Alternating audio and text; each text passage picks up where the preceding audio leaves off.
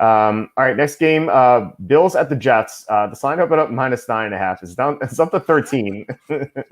The sports books just don't want anyone to bet against the Jets because they've lost money on the Jets every single week. The Jets have yet to cover the spread at all this year. So is this going to be the week? Is this the week the Jets get off the snide and finally cover a game? Nope, it's not going to be. I will not bet for the Jets at any point. And I looked back at my notes and I stupidly bet the Jets to cover, I think, against the Bills in week 1. And I even wrote in my notes, like, yeah, I don't trust Adam Gase, but this number is too high. And it was 6. And I'm like, what the hell was wrong with me? Like, why did I think that at that time? Now we got a 13 here, and I'm going to still atone for my sins and take the Bills. I mean, this is all you need to know. Adam Gase is the Jets head coach. Le'Veon Bell is gone. Joe Flacco might be the quarterback. You might not be, but if he is, oh my goodness, that's bad. And then the Dolphins just shut out the Jets. The whole team's just quitting on Adam Gase at this point because they know they can't win with him, and they know if they're talented, he's going to chase them out of town. It's completely mind-boggling. And meanwhile, the Bills are coming off 2 massive primetime losses, and they're going to want to, they were kind of weird circumstances. The game against the Titans got postponed, which postponed the game against the Chiefs, and then the game against the Chiefs was in terrible weather. So yeah, I think that they should be in fine shape and ready and raring for a win here. I do want to say something about Sean McDermott, though. If Josh Allen starts to struggle in this game, maybe have him dump some passes off to Devin Singletary, because every time I see Singletary on the field and he's just going out to block for Josh Allen to throw up some like prayer pass way downfield, I'm like, they're never going to expect it when he throws to Singletary, and they just never do. So maybe think about some passes to the halfback here a little bit, Sean. But if you're listening to this, which you're not. But yeah, I'm on the Bills here. Might even do 2 units despite this being a massive number, because I will never trust the Jets this year. Well, it's our 300th episode. Maybe he is listening because of that special occasion. The Jets got me as well. Not in week 1, but in week 4 when they played the Broncos on Thursday night. And the Broncos are starting Brett Rippon. The Jets were home dogs. I was like, okay, maybe I'll take the Jets here. And yeah, that was a mistake. So we both learned from our mistakes. I'm not picking the Jets here. The Bills should win this one easily. This is a get right game for them. Like as you said, like they had those 2 primetime losses against the Titans, the weird game against Tennessee, and then against Kansas City on a short week against Andy Reid. It's a tough spot for them. So losing to 2 teams that are combined was 10-1. Nothing to be ashamed of there, and they can get right here with not a shortened week, but.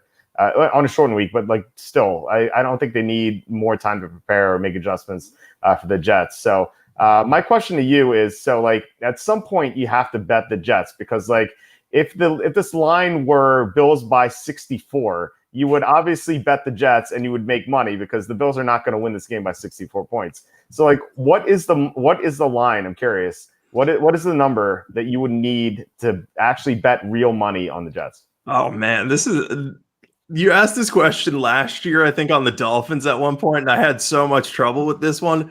I think with the Jets, I'd have to say they were just shut out by the Dolphins, and they lost by 24. So, and the Dolphins aren't the best team in the NFL. They've played much better than expected, but I think it might have to be like 24. 25 is the number that keeps popping into my head that I would be like, okay, I'll take the Jets at that point. But I think anything from like 20 to 24, I'd be like, all right, I'm just not going to bet this. Like the Jets should cover that, but I don't trust it. But if you get to 25 and you're talking about 3 touchdowns and a field goal, then I'm in on the Jets. Yeah, I can see that because weird things would happen, and if in fact on that number I wouldn't even be totally confident because it could just be a 34-0 whitewashing.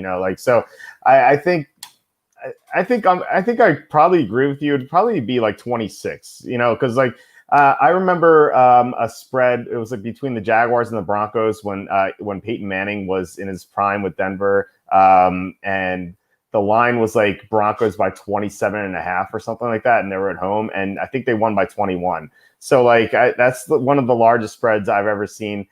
So yeah, anything in that range, I would bet a little bit on the underdog, just a little bit.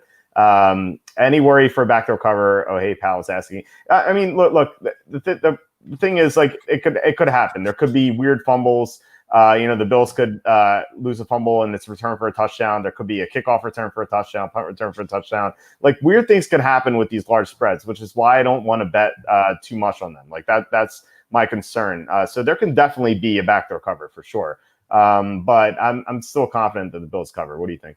Yeah, I'm still confident as well. And I would worry more about this if Sam Darnold is going to play this week and we don't know that yet, then I might be a little bit more worried. I would hope the line would move a little bit if he's going to play.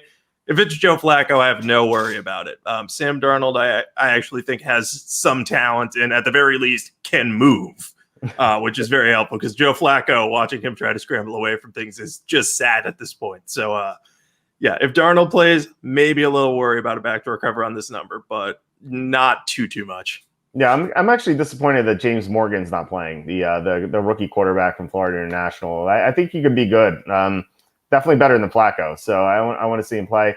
Evan's bringing up a good point here. I forgot. Matt Milano's due back this week. He almost played Monday night, so he should be back for this game. Yeah, the Bills haven't been the same since they lost him. Remember, they didn't have him against the Dolphins either in week 2, and the Dolphins almost beat them in Miami. So, yeah, we're on the same page here.